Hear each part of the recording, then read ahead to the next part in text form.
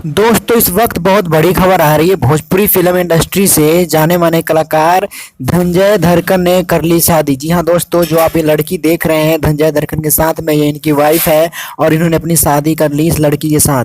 दोस्तों ये लड़की जो आप देख रहे हैं ये धनंजय धरकन की वाइफ है जिनसे इन्होंने शादी किया है और ये वीडियो सोशल मीडिया पे बहुत तेजी से वायरल हो रहा है। आप क्या कहना चाहेंगे धनंजय धरकन के बारे में, प्लीज हमें कमेंट करके जरूर बताएं।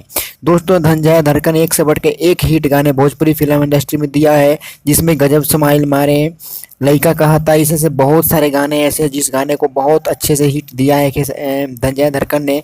धनंजय धरकन के बारे में आप क्या कहेंगे हमें प्लीज़ कमेंट करके जरूर बताएं।